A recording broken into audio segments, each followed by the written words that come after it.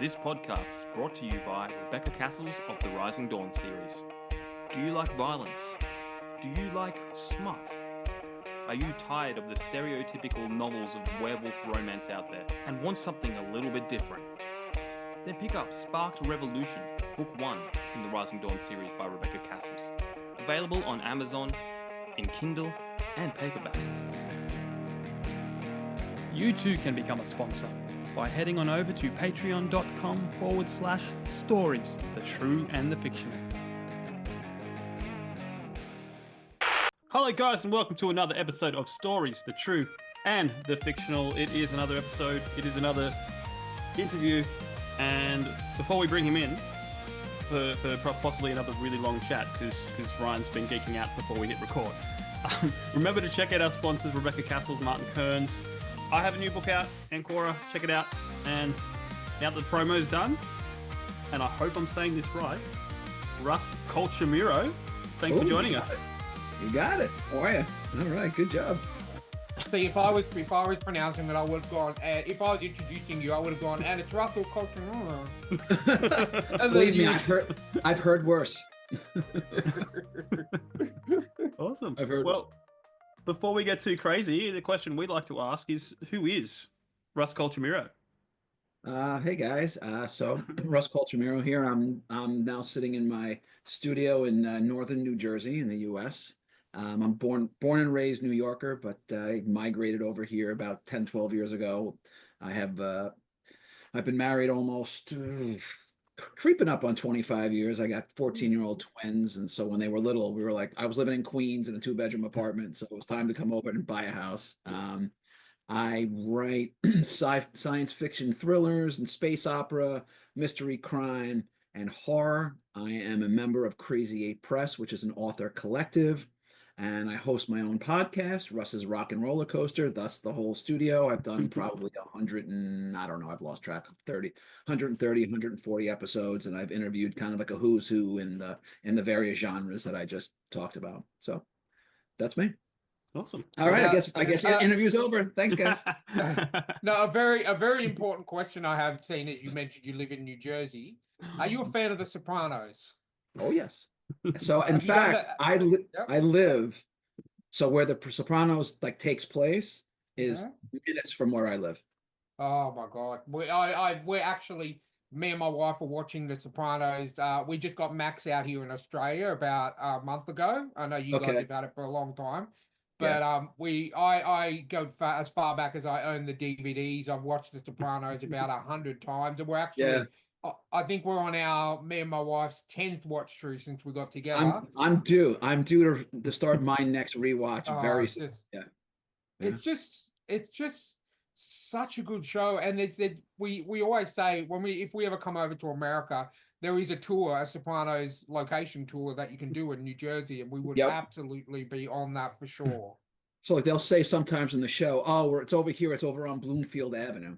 Bloomfield Avenue is 5 minutes from my house. Oh wow! Okay. Yeah. All right, we're gonna get along just fine then. There you go. All right. There we go. All right, so we have a tradition here to do some icebreaker questions. All right. These are the ones that you get ahead of time. But when we jump into the Patreon, it's off the cuff. It's anything. Surprise. Okay. Yeah. A surprise. Right. But these ones are scripted. Sorry to break the illusion, audience. But so we do encourage selfish answers. So please, no Miss Universe answers. You're not here to win us over. So with that in mind, if you could get rid of one thing in the world, what would it be? Dictators. Okay. Yeah. Not a fan of Saddam Hussein or Joseph Stalin or any. I'm thinking about someone a little closer to home. Oh, you mean Donald Trump? They didn't say it.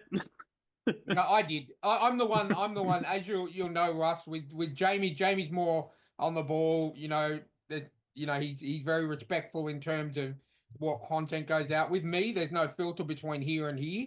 So I think we're up to almost 200 episodes, and we still haven't gotten cancelled yet. So I'm very, very pleased about that. Fair enough. But yeah, no, look, I can agree with that. The only dictator that I would still like to keep around is Sacha Baron Cohen's character in the movie The Dictator, where that just makes me crack up every time I watch that movie. But yeah, I Fair enough. think the world would be a lot better place if we didn't, Yeah. if we had a lot less Donald Trumps, a lot less Kim Jong Uns, or yeah, Kim Jong Uns. I'm sure they're regular listeners, so but yeah, no, I can definitely agree with that. All right. Excellent. Is there any particular dictator that you hate a lot more than any of the others? Oh, it should be self-evident. I can assure you, President Trump does not listen to this podcast. So you feel free, but I can respect that. I can respect that. We all know who you're talking about. All right. Well, question number 2. So, what's something that's on your bucket list? So, my wife and I, individually and collectively, excuse me, we used to travel quite a bit. But Okay. since I had my kids, it's been not so easy to sort of to get around. So, I've been pretty far. I've been fortunate enough. I've traveled pretty far and wide over the years. We were just talking offline. I have a buddy who lives in Auckland. I was out there about 25 years ago for a couple of weeks, did a tour of the North Island. I'm dying to go back and hit the spots that I missed. And I only did the North Island. I didn't do the South Island. And I'd like to get to your side of the pond as well. And we want to go to Greece, where my family is from, Alaska, and the Galapagos. Yeah, look, I could definitely agree with you in terms of New Zealand. I've been there a couple of times. The North Island is absolutely spectacular. Yeah. Me and my dad, I think back in 2012, we did a 3-week tour. We flew into Wellington and jumped in a Right. car and drove all the way up to the Bay of Islands and came Yep. back around Yep. to Wellington and flew out. We took 3 weeks to go. Yeah. And me and my dad are massive nerds, so we did the whole Lord of the Rings thing and Oh, um see, a friend of mine literally just did that a couple weeks yeah. ago. That's one thing I didn't do, but one of my highlights. Did you do the glowworm caves? We did definitely do the Uh, glowworm cage. which I Yeah, wrote definitely. about extensively in one of my books, actually. Oh wow, yeah, that's look, the way that you just look, you're just walking through. We did obviously you do it at night time. We did one at night time, and when you're walking through the Ooh, woods, it's absolutely pitch black, and you go into the cave, and then you just look up, and it's just literally like looking at the sky filled with yeah, stars. It's absolutely. Oh, yeah, absolutely that's amazing. Yeah. exactly right. Yep, yep. It's We got absolutely we amazing. got Yeah. glowworms near me. I think it's about Yeah. 2 hour drive from me. But Okay. but it's funny because you go there and there's a sign that says, "Please be quiet so you can see the glowworms." And you walk in there, there's all these tourists going, Mhm. screaming their heads off and going like, "Did you read the sign? Can Well, you sit me still?" and me and Steph did that. That's the one in Katoomba, yeah. Yeah. Yeah, we did that one on one of our anniversaries, and yeah, it's exactly right. They took a group of 10 of us down, and they're like, please make sure that you be quiet so that Okay. you'll see more glowworms. And yeah, there were just people just, oh wow, look, oh wow, oh," just at me and Yep. Steph were just going, Jesus, we just want to see the glowworms. That's it. But Yeah. but yeah, that I think traveling is a really good thing to have on a bucket list because it is. While sometimes it might seem like it's a little bit out of reach, it is definitely an achievable item to have on your bucket list. Well, Um, I first started traveling when I did a backpacking tour when I did my last semester of college. I went to Manchester in England, okay. but I Yeah. backpacked for about a month by myself. And before then, I'd never really gone anywhere. And when you're from the US, especially, it's not as much now because after the internet went live, international travel became much easier, much more accessible, right? You could book things online. I did it in 1994, so Wow. pre-internet. Wow. You couldn't go on Google to check stuff because there was no Google, right? Yeah. So it was really just you're going through a guidebook and you're relying on, literally the kindness of strangers or not, and research and sort of winging it. And it was a life-changing experience for me then. And what had happened was I did about a month in Europe. I did, I can't even remember 12, 15 cities in 3 or 4 weeks. And then I ended up back in Manchester. Now you have to remember, as an American at that time, when I got back to Manchester, which is in the northwest of the country, Yep. and at that time, I was a senior in college. I was 23. I was basically done. I was pretty much on vacation, and everyone else, I was living in a freshman dorm because it was just an exchange program, and I was meeting people, and I was like, oh, and I thought I was hot stuff. I'm like, oh, I was in Paris, and I was in Nice, and I was in Austria and Germany and there and that, and they're like, yeah. So yeah, I was just there for like a month. To them, it's no big deal. In Europe, you drive over, Yeah. you drive the car, and you're in another country. In the United Yeah. States, you drive your car, you're in another state. Yeah. So when I came home, I was a rock star. They were like, "You Yeah. went where? Oh my God!" Yeah. And they were like, "Who cares? Right? You're no Yeah. big deal." And that was a huge lesson, and it really opened my eyes to, especially in the U.S. because it's so big and we were so insular.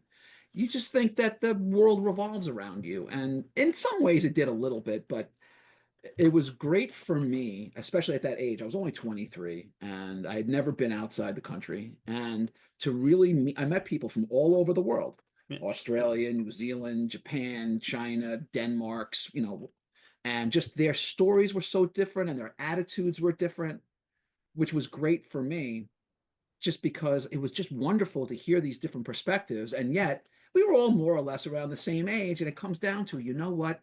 People are just people. Either Yeah. you can connect with someone on a human level or you can't. And all Yep. the other nonsense kind of fades. A lot of it really just fades away. Just be a person. And, Yeah.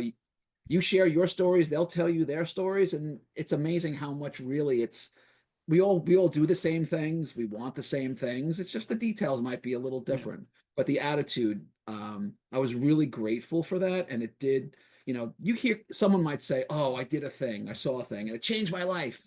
But they say it because it was exciting for the moment, but it doesn't change them. This changed me radically because after that trip, I was terrified. I'd never been anywhere. After that, I realized, what was I so afraid of? I could do this.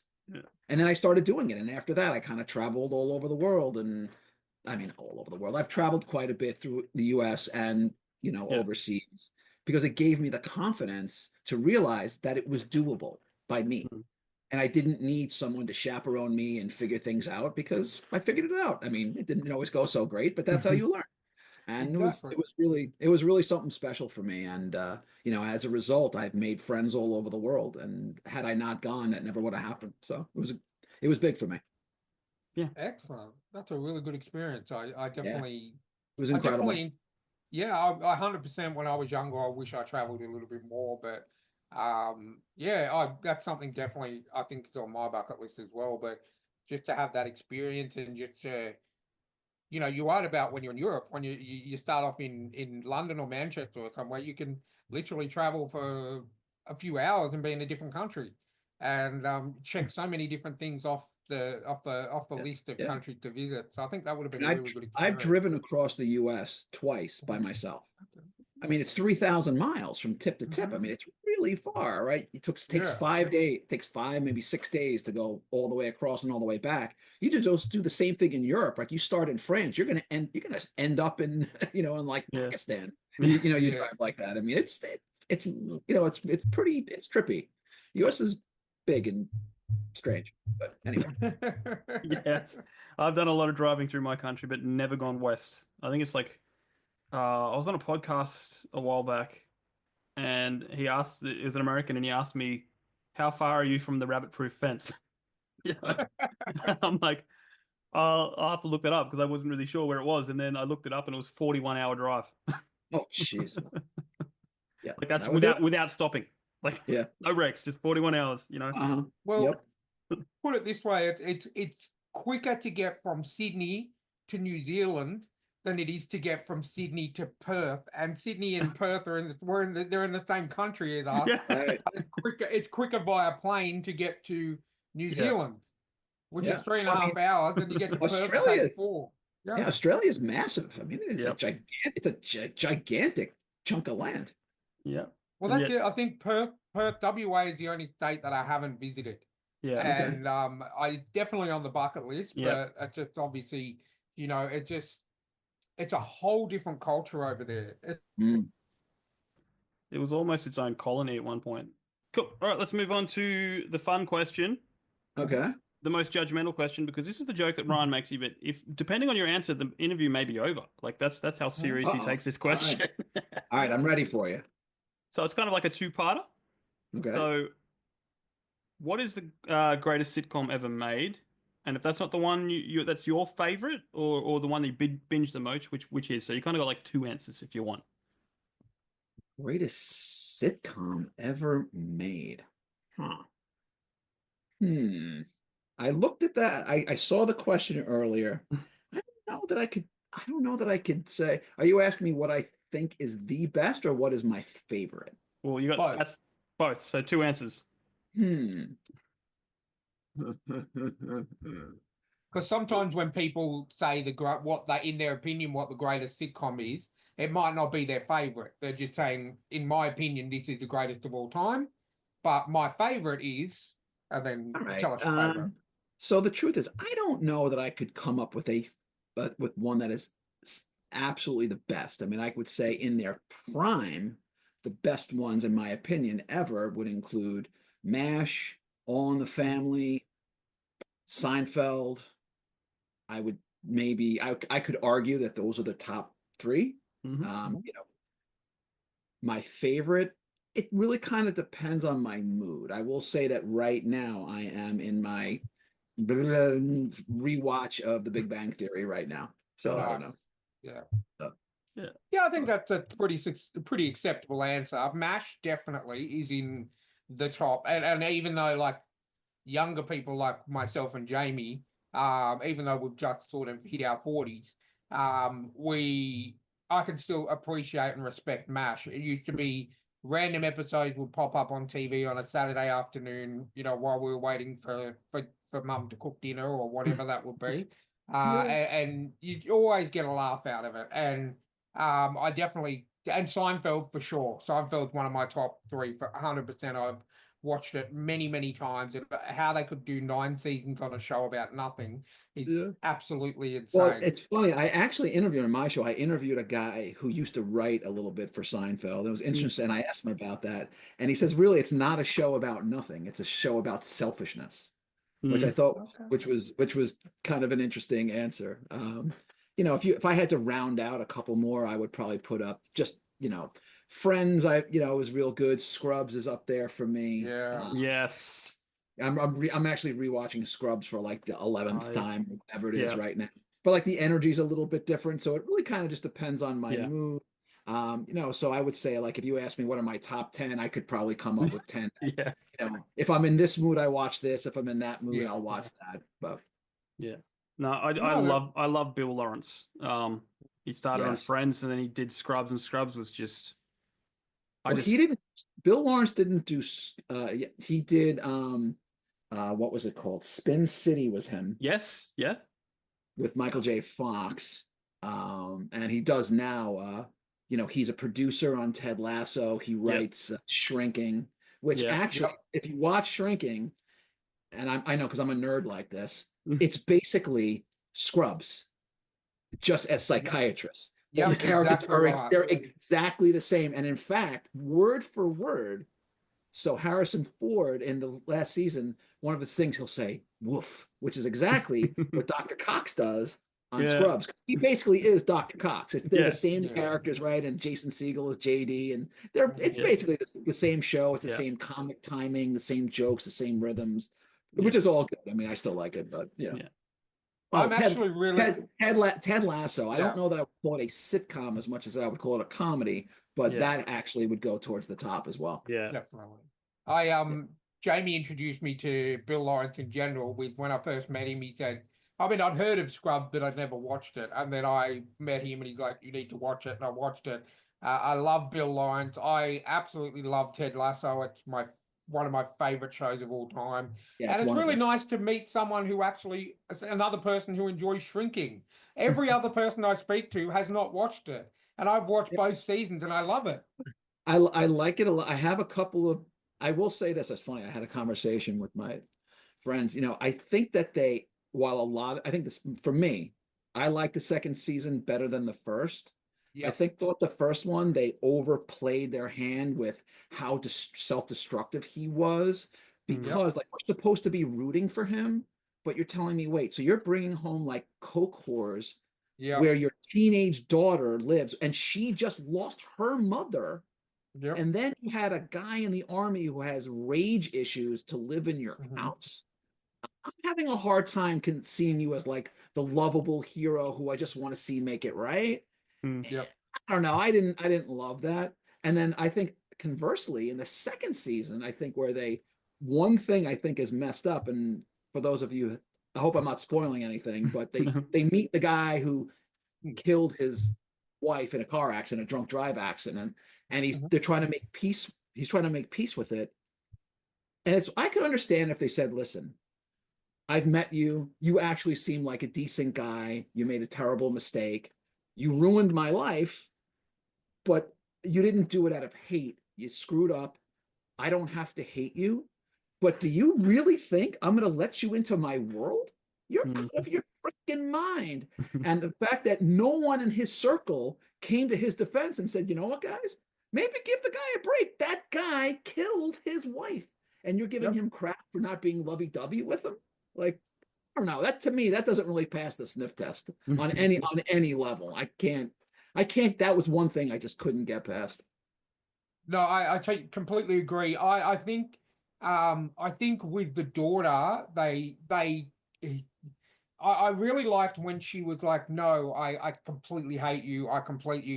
You've got nothing. And then she wrote that letter, and then she started to develop that relationship with him. By the way, Jamie, the guy that killed his family is played by Brett Goldstein, aka That's Roy exactly right. from Ted Ted, Lasso. He's that's my right. favorite. He's my absolute He's great. favorite character in Ted Lasso. Roy Kent. Of course. And Okay. Roy Kent, and of course. I've seen him in a lot of Ricky Gervais shows as well. Like he was in Derek, and he's been in a lot of stuff over there. But yeah, look, and in the finale, obviously, when Jason Segel pretty much, again, spoiler alert for a show that finished last year. Obviously you could tell that Brett Goldstein's character was on the verge of taking his own life, and Right. and then Jason Segel's character literally with I think one or two words saved him. And they just sat down on the. I like how that ended, how that rounded out That the was season. See that I agree. See that to me, that's a nice moment. He's saying like I'm putting my grief aside or whatever I'm doing with it because you're suffering and I can do that for you. I can accept that part of it, and I can because that's a human to me. That felt like that's really you're digging deep to do a kindness, but to have other people give him crap for not embracing him into his world. I'm like, he did kill his wife. I mean, how buddy do you think we're really gonna be? Because that just ain't gonna happen. It's just not gonna happen. It's not, and if that something like that happened to my wife, there would be. I'm not a bigger man than Jason Segel. You would never. I would be this close to doing something bad. Of course you would. That's my whole point. Of course you would. Anybody would. Yeah. Anyway, but it's such a good show, and it's a typical Bill Lawrence. 1 minute you're laughing, and 1 minute you're about to start crying. Same with Ted Lasso. Same with Scrubs. It's just he's got that formula, and even though he does it again and again, it just works with everything he does. Absolutely, 100%, 100%. Awesome. Okay, well, I'm finally glad I've met someone who's watched the second season and actually enjoys it. So well done. Okay, so question number 4 is: what is your zombie apocalypse plan? My zombie apocalypse plan. Well, it's funny that you should mention it. We'll get to it a little bit later, but I actually just wrote a year or so ago. So one of my books basically has a zombie this is big zombie apocalypse stuff right here. Oh wow. Well, if we actually have a zombie apocalypse, I don't really see any real good way out of a zombie apocalypse. So, like here's the thing. I don't want to be the survivor of a zombie apocalypse because if the zombies are here, like I have no desire to be alive during like a Walking Dead type of situation. Yeah. Like I'm out. So I'm thinking, spend a great day with my kids and my wife if I can, smoke a big fat joint, get really high, and just take my car and take it right off a fucking bridge, man. I'm out. Yeah. I'm out. I got no interest in I have no interest in surviving. I got no Yeah. interest in fighting off zombies. Nope. I'm sorry. At this point in life, if the zombie apocalypse comes, I want no part of it. Sorry. That may not seem heroic, but No.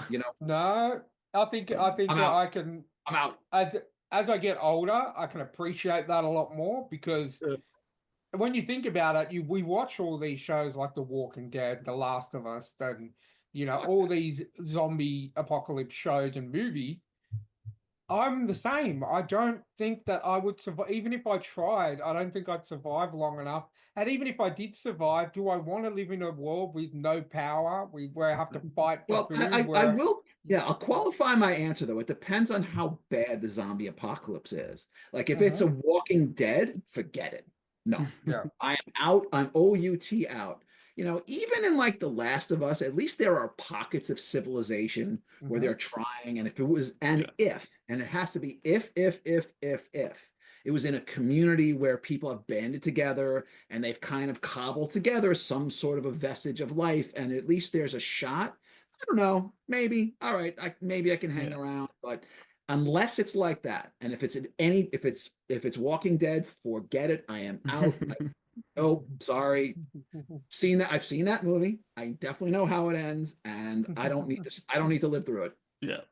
Sorry. But yeah, I can definitely agree. Last of Us, I was actually saying that to my wife when we watched the latest episode. That it's not as So, doesn't seem as I've wide. only seen the first episode of season 2. So Okay, I won't spoil. I'm not going to spoil it. 100%, I won't spoil it. You need to watch episode 2 though, because that's the one yeah. where everything No, I happens. know. But I'm getting to it. I'm getting to it. Yeah. but I like exactly what you said about it being more civilized. Like there's a lot. It doesn't seem as it's as widespread as The Walking Dead. So I Right. think I would agree with you. If I was in that community that everyone is in at the beginning of season 2, in with when they do Yeah. the time jump 5 years later, um, I think I would be okay, but Right. I think I would prefer to have been born after the apocalypse happens Right. So you don't know any. because exactly, Mm. exactly. I'm a massive gamer. And I'm a massive reader too. I do all my reading digitally. I have a few hardcover books left, but because I read so much, and I don't have the room to store all the Yeah. books that I have on my Kindle or on my tablet that I do in real life. So I would be honestly, I'm just going to admit it, I would be 100% lost without technology, in a bad way. So I would much rather be born where these things are already gone, than actually be born. The apocalypse happens, and then I have to reminisce about all the games that I'm missing out on. That's just Yeah. me. I'm selfish But like hey, that. all right, All all right. good.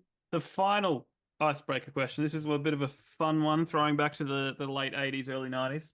So, Bill and Ted arrive outside your house in their phone booth time machine and say, "Whoa, Russ, Rufus asked us to give you a free ride in our phone booth time machine. Where do you go?" Where do I now? So I want to ask: is this a pure like Bill and Ted where I can travel through time in on the U.S. or Earth, or is it more like Doctor Who where I could go anywhere? Well, let's just say you can I go think anywhere. anyway, yeah. Anywhere. You know what? I would trade up and I would hang out with Doctor Who. Wow. Yep, I would. Any If that particular Doctor Who? so I have watched everything from the modern iteration, starting, with Chris Eccleston all the way up Yep. to now. I think, well, and Sudi, who's doing it now, I think is great. I think he's great. Jodie Whittaker was great. Um, Chris Eccleston was great, and why am I drunk? Come on, Russ. David Tennant, Matt Smith. David Tennant was Dave. I really loved them all. I will say that what's his name? The guy who did Peter Capaldi. I think he didn't. Peter Capaldi, yeah. I thought he found himself really well in his final season, but I don't know if it was his final season, I'd be good with it. But I guess if I had to pick one doctor, it would probably be David Tennant. But and Sudi would, I don't know. I would say Tennant 1 and Sudi 2 with Jodie Whittaker 3. But and Matt Smith 4, but super close. Yeah. Well, they're all brilliant actors. Yeah, look, and I think that David Tennant is, I mean, I haven't watched much of Doctor Who. I'm not really a sci-fi guy in terms of that kind of thing, but David Tennant, in my eyes, is one of the best actors that we currently have out there. I loved him in Jessica Jones as the Purple Man, who obviously, for those people who don't know, can control. He was scary as hell. He really was. He really was. I wasn't a huge fan of Jessica Jones as the series, but he was a real standout. He was like legitimately like, if I was ever going to be like, that guy was terrifying. He is just like evil as evil could be.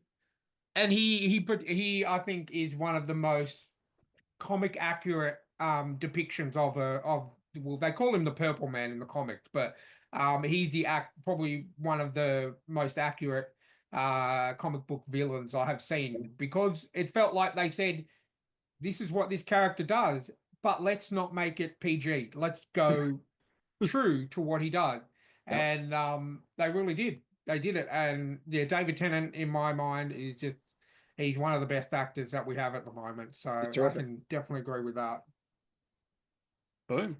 Well, that's the icebreaker's done. You passed with flying colors, I believe. All right. Woo! All right, let's get on to the fun stuff. This podcast is brought to you by Martin Kearns and the Valor of Valhalla series. In the battle between two ancient evils, can one naive young man become the last hope against powerful creatures of legend? Beneath the Veil is the gripping first book in the Valor of Valhalla dark urban fantasy series. If you like reluctant heroes, infernal myths, and bloody epic clashes, then you'll love Martin Kearns' formidable foray into the unknown. So head on over to readkearns.com and grab yourself a copy of Beneath the Veil today.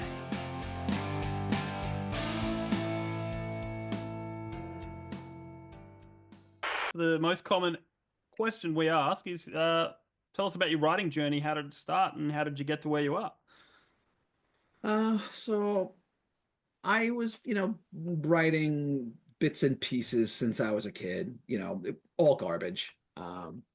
But then really when I got into my 20s, I started to get a little bit more serious about it. I had my younger years were pretty chaotic, and I had some, my childhood was a little challenging. So I'm a little bit of a late bloomer, kind of just across the board, because I was dealing with like life stuff. But once I kind of was out on my own, I started to get a little bit more serious, and then I published my first novel, Finders Keepers, in 2010. Took me 7 years. Took me 7 years to write that book, and it's a sci-fi backpacking sci-fi comedy, kind of like Bill and Ted meets Hitchhiker's Guide to the Galaxy. And that came out in 2010, and I got a lot of just as a completely unknown author, first time out, I got a national distribution contract by myself. My book was in Barnes and Noble and about 25 stores throughout the US, which was very exciting. But they didn't sell in the store. And then the world changed.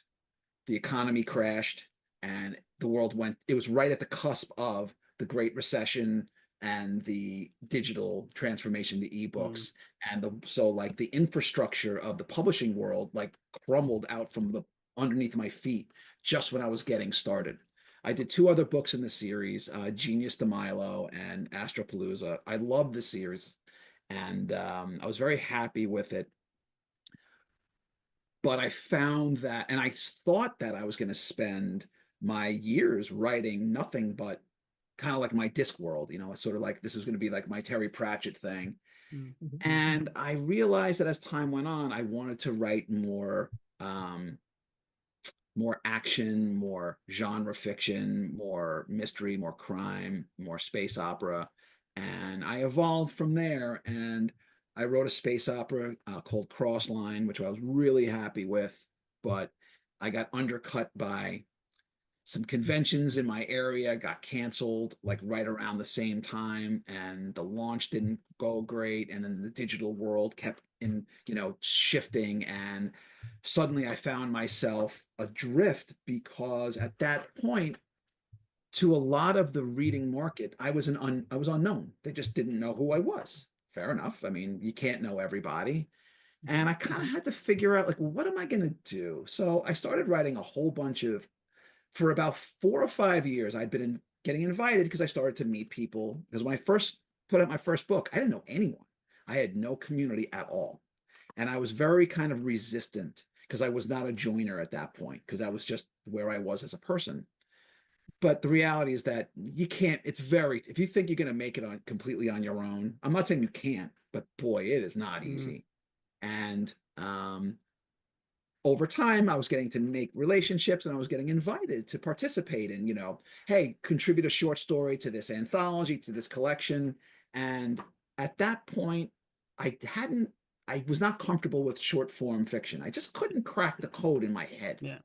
Somewhere along the line, I kind of had an aha moment, and it was kind of like, hey, dumbass, it doesn't have to be 90,000 words. Even if it's 5,000 words, your story still has a beginning, a middle, and an end.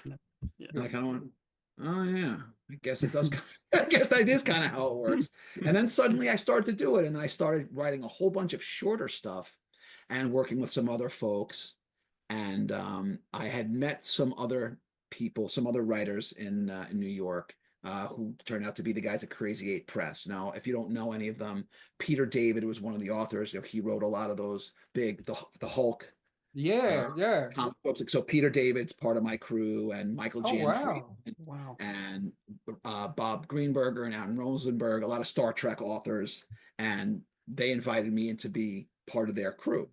And that kind of really, I'm not going to say it put me on the map, but it did elevate me. Suddenly I went from this being this pretty obscure author to sort of part of a thing. And all of a sudden people were kind of like, oh, well, who's that guy? And it helped, and it opened up a bunch of doors for me.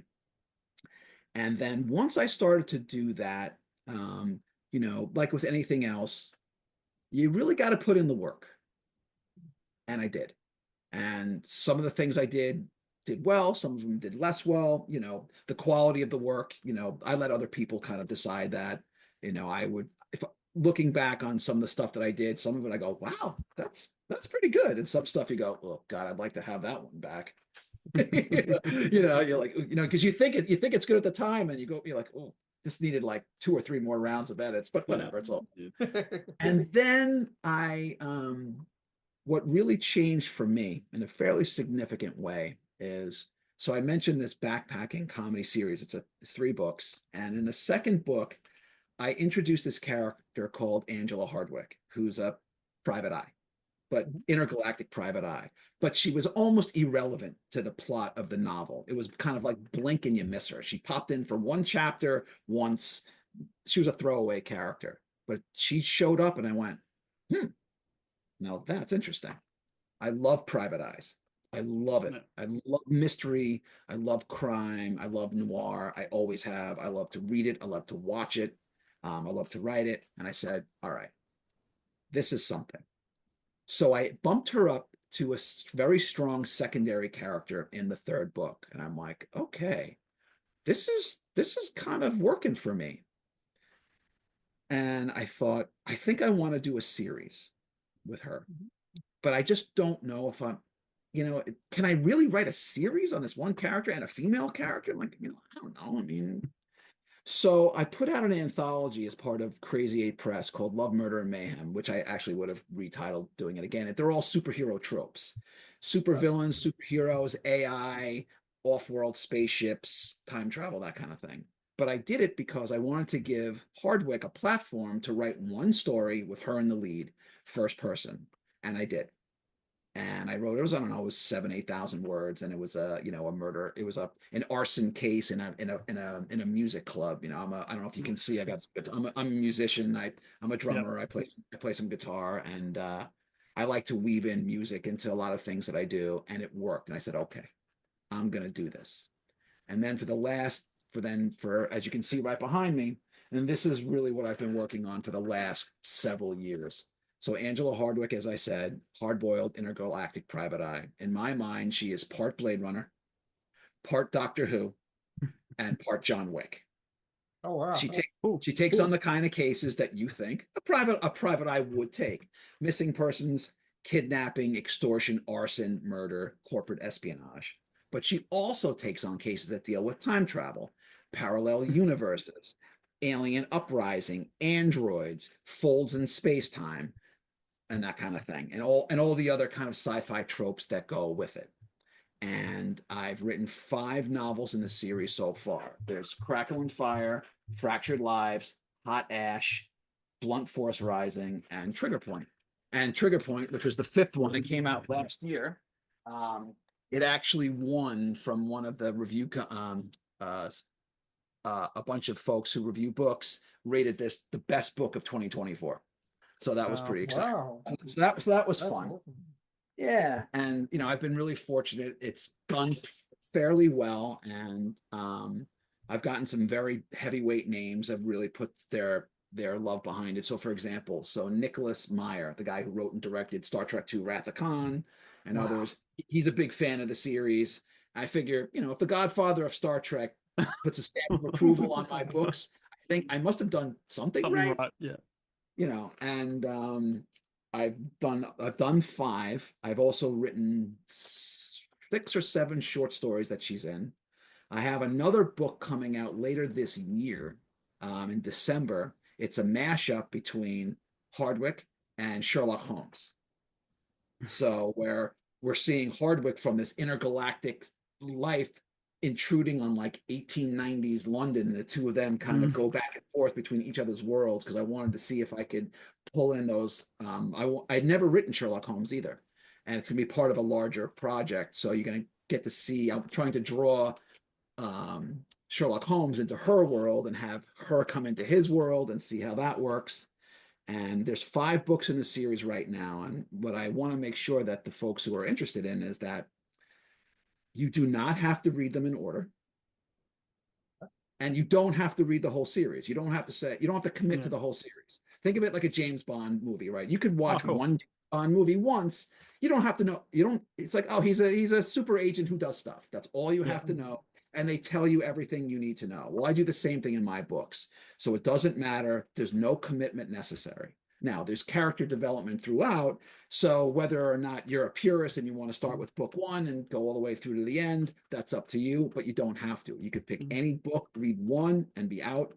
I reintroduce the world building, and I reintroduce the characters every time out. So I wanted to make sure that each book could feel like book 1.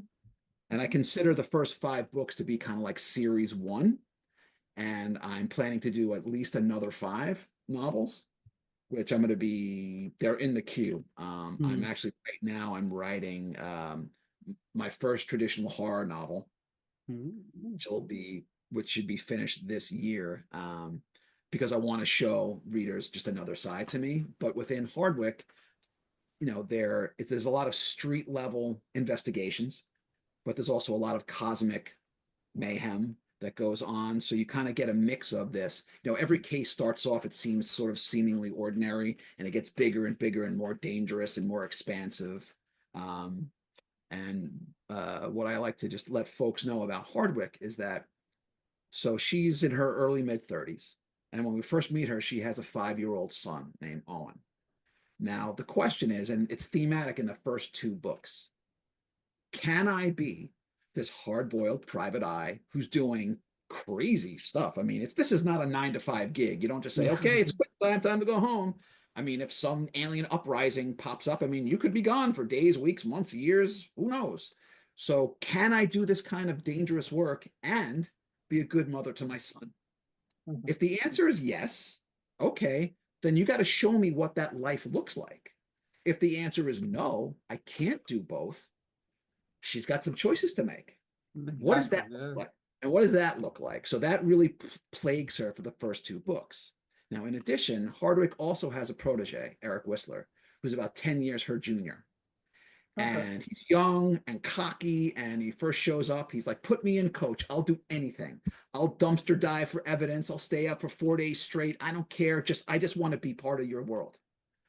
But after a couple of books, he starts to level up and he starts to think, he basically says, I want a seat at the table. And she basically says, oh, well, good for you. I don't think so. And the two of them really have a lot of friction because she's not ready to let him all the way in, and he's not ready to be, treated like a child anymore. And he has to prove himself, and there's a lot of tension, and that kind of plays through the entirety of the 5 books because I wanted him to sort of, while Hardwick has her own journey, I wanted Whistler to have his own. And it doesn't always go that well. It's very challenging for the both of them. And throughout the series, you see them working together, fighting, having they have a lot of problems, but there's something there between them. And then she's got a cast of characters who kind of show up in supporting roles, who kind of pop in and out of the various books to kind of help populate her world. That's awesome. Wow. That's so much in there. My one question rattling through my brain is like, are you a robot? Like, how do you pump out all this stuff? Like, let's make it easy. What's your writing process like? Do you just do one book at a time, or do you kind of? Yeah, so when it comes to writing a novel, what I typically do is I write one novel every year. It takes me about 10 months all in, from clacking the first word until, all right, it's ready to physically be a book. Yeah. I usually take about, let's call it 3 to 4 months to write the first draft. I take about 6 to 8 weeks to edit. So all in, let's call it 5 months. Yeah. Then I hand my manuscript off to a very close group of beta readers. I give it away for 2 months. I said, just go do your thing. And then I kind of clear my head. While I'm doing that, I typically write something else, something shorter. Yeah. And I get the feedback from them, and they say, well, this was good. This did not, I didn't understand this, and various notes. And then I spend about 6 to 8 weeks working through their edits and getting it tight and clean until I think it's ready. So that's kind of what I do. In terms of when I typically write in the morning. I used to write at night, but if I do that, I can't sleep after that because my mind can't wind down. So I'm up early and I write for, whatever it is. I try to knock out 1,000 to 1,500 words a day.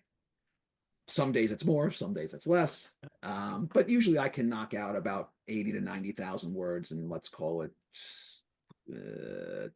14 weeks, 12 weeks, 14 weeks, something like that. And so I write a couple of short things in between, and that's pretty much, I find I could do a novel and maybe 2 or 3 shorter things a year, and that's probably it for me, because at a certain point it's just because I work full time. Yeah. And I write, and I physically go on book tour. I go to conventions, and I do this like we're doing now, and I have a side job as well, and I have 2 kids, and I'm married, and I got a wife and a dog and life and family and all that kind of stuff. So there's a lot of moving parts. The calendar just rules my life, and I just look at it as a grid, and I literally just block off chunks of time, and there it is. So actually, I'm actually going to take this out. This is an ice pack. The reason I was a little, I play pickleball on Monday nights, so cool. I was playing. If I don't ice my shoulder, then I'm in trouble the next day. So what happens when you that's when you start packing on the years. Body doesn't respond as well. You just did that to prove to us that you're not a robot. That's right. Yeah, I did that actually. Yes. So you basically wouldn't be sleeping much at all if you've got a full-time job, a side job, writing, a wife, 2 kids, a life, and you're playing pickleball on Mondays. You don't sleep. Well, it's funny. So not funny, but so I know, like you guys, I know a ton of writers, and the truth is that there are some I write my output is more than some and a lot less than others. I know writers who, if they wrote as what I do in a year, they'd be like, well, I didn't have such a great year. I only wrote one novel and 3 short stories. Yeah. Where they say normally I write 2 or 3 novels and 10 short stories. Like, Yeah. my brain doesn't work that way. I No. can't write. I don't write that fast, and I don't know that I mean, if I could and do it at the level that I'd be happy with, well, sure, I guess I'd want to write more, but that's about the most that I could do. What I have found for me, and so I'm going to be. So actually, my birthday's this week, Thursday. I'll be 54. I'll be 54 on Thursday, and Happy birthday for Thursday. thank you. One of the things that I learned about myself a long time ago, and I've refined it over the years, is that, and that's funny, I did one of these about a week or so ago with someone else. Time is my most precious commodity, because to me, time is like land. They're not making any more of it. Yeah. Right. And I feel like I don't know how much time I got left on this earth. Yeah. Hopefully I got another 50 years to go, but I don't know. We'll see. That's the way I think. My intention is I'm going to live to be at least 100. And with modern medicine, assuming these maniacs don't put us back into the dark ages, it'll keep advancing, and that'll probably be true. But even if that is true, how many peak years of output do I have at my age? I'm 54, so what, 20? Maybe I got 20 years of prime energy left. And eventually we all start to slow down. So how do I want to spend my time? And what I have done is I have very little patience or tolerance for people or situations that waste my time. And when I say waste, what I mean is using it unproductively, dragging me into drama, wasting me, just, stop bothering with things that don't matter. You know what? You do you, and that's fine. But I'm not interested in that. And as the years have gone on, I've just pulled myself out of these relationships and situations that just drag me down the rabbit hole. And I found when I did that, there was more time to do the things that I want. And the way my days are structured, I write, I stretch to keep my body somewhat limber. I exercise. I play pickleball probably 3 days a week if I can. I play some guitar. I write. I do my job. I spend time with my family. I watch. I watch everything. I read as much as I can.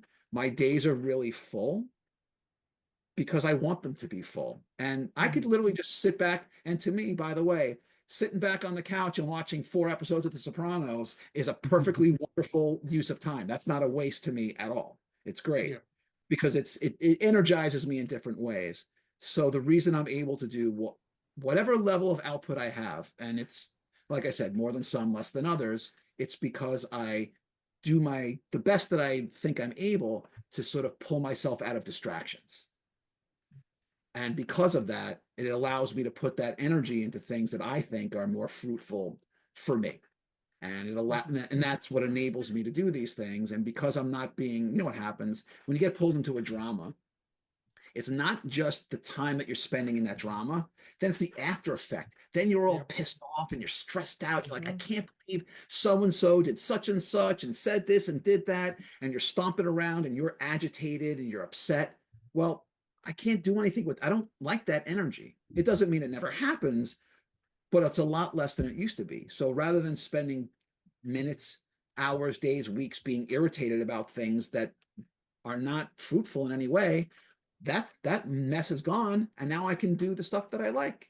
And as long as I keep myself focused in that manner, which I do every day, and you don't see it here, but I have these little reported notebooks because I was a journalist, and every day, 7 days a week, I put out my top 10 things. What do I need to do today? And I try to knock off as many as I can.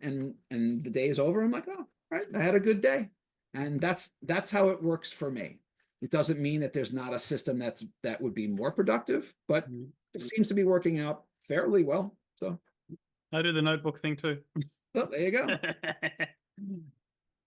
No, I think what you're saying about, cutting out all the distractions and all the, the negative energy and everything, I can definitely relate to that. I used to be one of those people who wanted everyone to like me, regardless of how bad they treated me and all that kind of thing. And then last year I spent 10 months in hospital, and I kind of had that same epiphany that you had. I kind of like, why am I wasting the time that I have in people that don't give a shit about me? And I somehow want these people to love me and to like me. Why? And I'm always getting drawn into this drama of their lives and other things. It's like I don't focus on me. I'm always spending my time trying to make other people happy. And when I was in hospital, I just had that epiphany one day, and I literally just said, "Fuck it, I'm gonna do me, and I'm gonna do the people that I know that genuinely care about me." And there's like 7 in the world. That's a lot. It is, and that's, you know what, I realized you don't have to have 100 million friends, No, or people that you want to spend time with, that's right. because then you can devote more passion and more energy to the people that actually care about you than the people That's that right. don't. 100%. And yeah, so I can really, really understand that. And I think once you do that, you do right. You find, like for me, when I was in hospital for most of the time, I couldn't do this podcast, which absolutely killed me because I love doing this podcast. One, it gives me so many more books to read. Two, I meet so many amazing people across the world. Yeah. And 3, I get to do it with one of my best mates in the whole world. And for Where is he? me, for me, that's what I want to devote my time to. So if Jamie says to me, "Hey, like this week we've got 3 interviews to do," cool, awesome. If you want to do more, we'll do more. Or we've got to do 2 in one day, fantastic, because that's what I love doing. And I find that I find that I'm a better person just because of that decision. Wait, So how do you I have? can 100%. Why do you have a Chicago White Sox hat on? How did that Yeah, man. happen? Yeah, I was me and my dad. We were into baseball from. I was into baseball from a very young age. We used to go out. We've got a not as big as the MLB, but we've got a league out in Australia that me and my dad used to go to every Okay. weekend. That they played at a place called Parramatta. We went every weekend to watch it. My dad is a massive Toronto Blue Jays fan. I fell in love with the White Sox very early, so we used to watch the Yeah. games on Foxtel and stuff like that. And yeah, I just grew up loving baseball. Baseball is my favorite sport of all I- time. I'm I'm a baseball junkie. Awesome. I couldn't tell you the name of the people on the roster or anything like that at the moment because I haven't had That's a all chance right. to watch it, but I Mm. absolutely love baseball. And people go, So, "Oh, how can you go and sit through 9 innings?" Or when they had double headers, it was only 7 innings. And it's like, how can you go and watch one of the most boring sports in the world? We have cricket, which goes for 5 days. I mean, and you know what? I find that the atmosphere of a baseball game, even in Australia, is just Mm. so good. Like we have the yeah, chants, we have you know, everyone just gets so into it. yeah, And it just, yeah, not to some. I still watch we've got the MLB games on. I think on Disney Plus out here at the moment, which is weird. yeah. I don't know how it works, but Because they yeah, I made still so watch the many game. movies. Because Yeah, Disney's just full of exactly. baseball movies. But yeah, no, I grew up on baseball. I Nice, absolutely love it, 100%. nice, nice. Who's your team, Russ? Yankees, Okay, Yankees. yeah, not the Of Mets. course. Any person from New York, it's always the Yankees and not the Mets.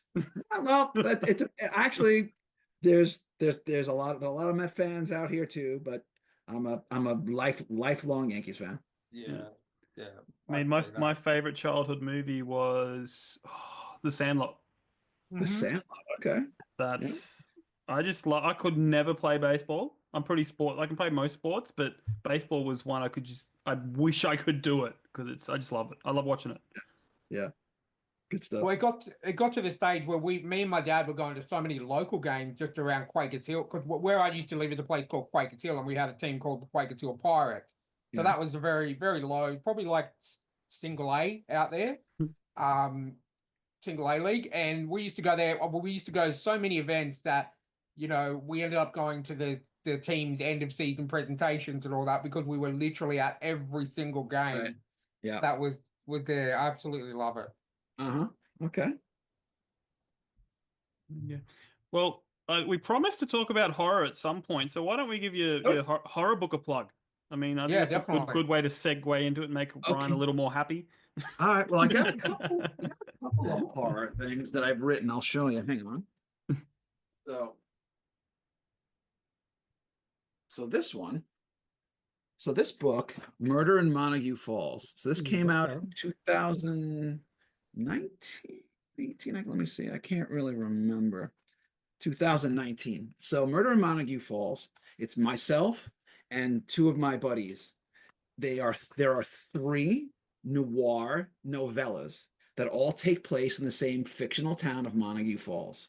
The Okay. protagonists are all teenagers, but it's not YA, it's adult fiction. The teenagers all went to the same high school, but the tales are set in three different decades. Now, in the first one that I wrote, it takes place in the 1980s, and it's loosely based on something that did happen to me. A paperboy, 14, 15 years old, is out collecting on his route one night. He knocks on the door. Nobody's home. So he looks in through the window just to see if anyone's home. You know, it's dark. There are shadows. He can't really see. He thinks, but he's not certain, that he sees his elderly customer get murdered. He freaks Okay. out, doesn't know what to do. He hems and haws. I'm like, did I really see that? I don't know. I don't know. What should I do? Should I go to the cops? I don't know. And finally decides, nah, screw it. I'm going to go investigate this myself. And his life gets rather dangerous. The second one takes place in the 1990s, written by my buddy, based off the West Memphis Three, and this during the Satanic Panic with this girl Natalie. Hmm. She's obsessed with pentagrams, Satanism, devil worship, and these two best friends who are not the sharpest tools in the shed. They're both vying for her attention. Well, she knows it. So she uses that to manipulate them, sucks them deep into her world, and boy, do things get grisly. And then in the third one, it actually takes place in the 1950s, written by my other buddy. Um, it it posits a sultry high school teacher seduces one of her students in the hopes that he will murder her husband, and which was Oh, based okay. off the Amy Smart case. Yes, so all three take place in the same book, and we've gotten some movie interest on this. So Oh, we're talking to a producer right now. So we'll see. Oh, And we're starting a sequel to this, which it's supposed to come out in 2026, next year. So if you like a little Stephen King type of thing, so you get three novellas for the price of one. And then within my own series, so there are touches of horror in the Hardwick series, but I'll start with this one, which is the fourth book in the series, Blunt Force Rising, which I mentioned before. Hardwick and her protege Eric Whistler are doing private security. You can see right here on a galactic cruise ship, and it's like just a normal cruise ship on the ocean, except that it's in space. And they're hosting an AI and robotics conference at a time when androids have recently been granted rights, but just because they've been granted rights doesn't mean that everyone's okay with it. Well, while they're on yeah. the ship, a murder takes place, and it sets off a chain reaction where all the communication has been knocked out and there's no way to get off this ship. You're literally a million miles from anywhere. And there's basically something else has happened where there's basically a zombie apocalypse, humans and androids going at each other, and it's a full throttle, hmm. bloody, brutal fight to the finish. And either you're going to make it to the end or you are not. So it's very of the series. This is definitely the most horror. Someone actually, let me see if I can find it real quick. If you bear with me for one Yeah. second, someone just did a review of this book in very recently, and I wanted to read something that she wrote. So it's not me. It's not me saying it. It's her Yeah. saying it. Where she, because she's a big fan of the series, and here it is. So she says, and this is just one small quote from it. She says, "The light, quasi cozy mystery and potentially darker political metaphorical tones eventually give way to something darker, bloody, aggressive, animalistic, primal, and fatal." And that's it. Yes, absolutely. So if you want, it's not only is it a locked room murder mystery, it's like, think of it like Die Hard in space with Mm. zombies. That's So pretty damn so impressive. So if you want some horror, that's here. And then the fifth book, which I mentioned before, in Trigger Point. So Hardwick is hired by for reasons I will not explain. She's recently been released from prison, and she's desperate to take any case she can get. And she's hired by a very nasty pimp, who she does not want to work for. But his best earner has recently been murdered, and he wants to find out who did it. But it's not about the business; it's personal for him. So Hardwick winds up getting paired up with this very sketchy police detective. And while she's doing this, Hardwick's protege, Whistler, goes missing. He's caught in this sort of temporal loop where he's phasing in and out of matter, and he's leaving these like broken half messages, and she can't understand them. And while that's also happening, the infrastructure of space-time, literally the fabric of the universe, is disintegrating. And all these pieces are kind of tied in together. And what happens is that Hardwick winds up going to this not only is she dealing with pimps and sex workers, she dabbles into the dreamscape of nightmare, really some really horrifying nightmares. And I think if you can see right here, so this blue lightning that's like surrounding her, it's specific to the book. And when I had the cover designer do it, it kind of had all these dots. And I said, hey, it's kind of like in the shape of a Rottweiler. Did you do that on purpose? He goes, no, I didn't even see that. So I had him do this Rottweiler here because it's actually very specific to the book. So it's very dark and very brutal. And I wanted to dive into the world of, now I don't sex shame the sex workers, because I just actually don't even believe in that. People make decisions of how they want to live their life, but I wanted to write specifically about women who feel like they're trapped in a terrible situation by a very nasty guy. Not all sex work is like that, but in this book it is. So this book is probably the most emotional and personal for Hardwick. It gets very, very deep into her psyche. There's a lot of psychological horror that goes on in this book. And then throughout the series, there's also a lot of cyberpunk elements involved. So while I would not call the whole series a horror series exactly, there's definitely horror elements in every single book. So the first book, she deals with a galactic serial killer. And the second book, she deals with someone who steals fragments of people's souls. And the third book, Hot Ash. And the second book, you learn Hardwick's origin story, and there's a very heavy cyberpunk vibe there. In the third book, she uncovers this dome city that's covering up this very nasty conspiracy. So if you like books that are intense, thoughtful, and there is horror throughout, there are some of it's more physical, some of it's more psychological. You're going to be, every case pushes Hardwick to the brink. And every time you think, well, how did I get through that one? The next one's even more intense. So if you like a mashup of your genres, if you like the mystery, action, I really consider these more like thrillers. So if you like that thriller, the action, the mystery, the fighting, the gadgets, the characters, the cosmic elements, it's kind of got a little bit of all that rolled into one. Honestly, I got to tell you, I didn't know what to expect when I started the series, because you never really know. They've exceeded my expectations, and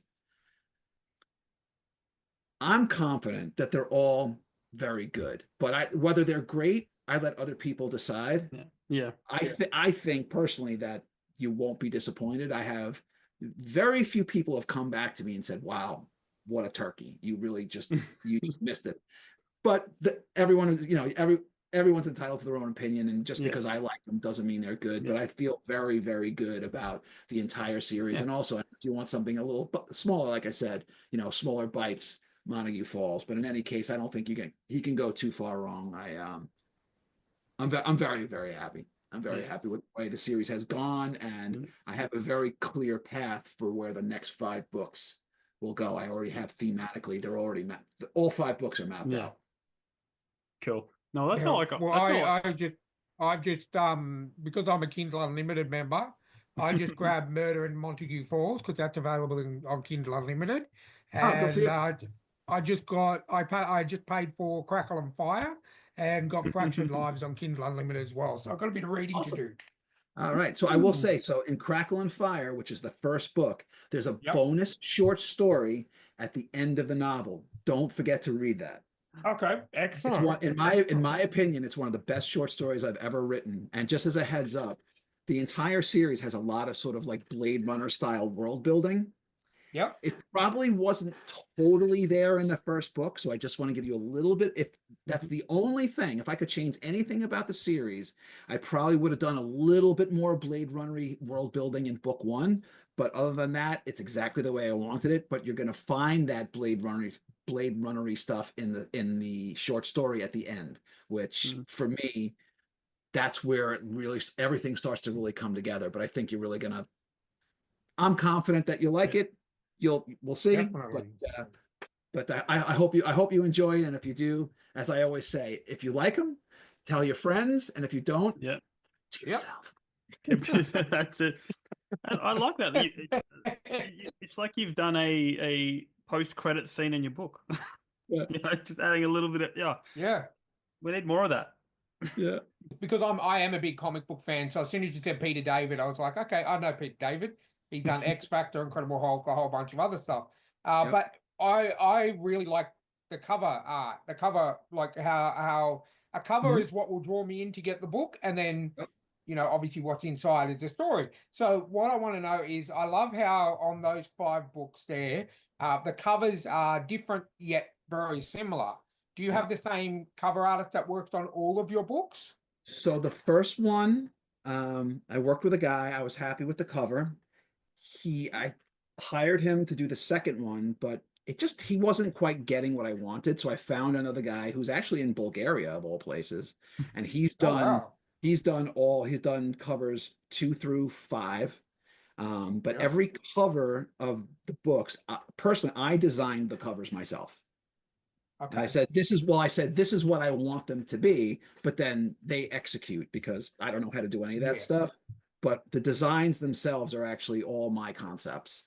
And then the cover artist brings his magic to what he does and then makes a few suggestions, like things I didn't think of. But the basic layouts, they're mine. Whereas with Montague Falls, with this one, my partner and I, one of my partners, we worked very hard. And you'll see here, we knew from the beginning that the sign littered with bullet holes had to be the primary image, but we wanted this like written in blood. And here you can see there's the pentagram here, and then here you got the roses on top of the newspapers from the paperboy with the blood on top of them, roses from the third one. And it took months to get all these pieces to sort of all integrate, so they would all work together seamlessly to capture elements from each of the 3 stories, and they all had to kind of fit together. So I do spend quite a bit of time on the covers, and with a couple of, there's a few that maybe of all the books that I've done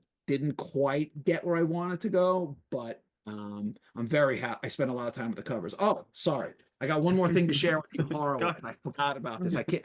Hang on. I'll be right. I'm not going anywhere. The other room. Okay. So this one just came out.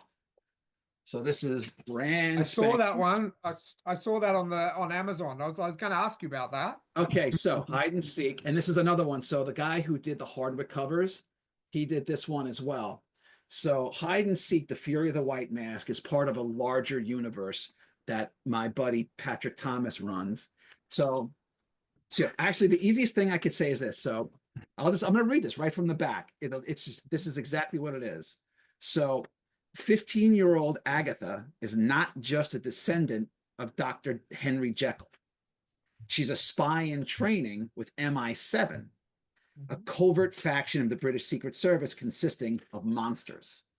So when Agatha's grandma Sarah is kidnapped and held for ransom, Agatha and her teen counterparts, Lily, a human cheetah hybrid, and Gil, an heir of the Invisible Man, are called into the field long before they're ready. So their mission takes them from London to Liverpool and back again. Agatha and her team become embroiled in this dangerous heist, a deadly rescue plan, and an unexpected villain who's looking to settle some old scores. So Agatha is a descendant of Jekyll and Hyde, but she's 15 years old. And she's thrust into, and she's trained to be a spy. But you're not supposed to be in the field till you're in your 20s, until you're fully Yeah. trained and ready. But when her grandmother gets kidnapped, who also is a descendant of Jekyll and Hyde, she's being held for ransom. She gets pulled into the field, and while she's trying to rescue her grandmother from this mysterious kidnapper, she is going through this body metamorphosis where the Hyde serum is working its magic in her body, and she's starting to go kind of insane. And the Jekyll and the Hyde are battling for control in her mind as her body is physically going through this like Hulk-like metamorphosis. And it's not so clear who's going to win. Because if the monster side of her wins out, that's it. It's game over. So this is really this is YA, but there's a lot of body horror in there. It's got this great heist sequence that I wrote. It's action packed, it's mysterious, and I have to tell you, I was really, really happy with this one. I wasn't sure how it was going to go when my buddy presented it to me, but he said, you have to have a heist, you have to have a rescue. Other than that, you do whatever you want. And I got a chance to write something that takes place in England, and I got to deal with and Gil, he's invisible.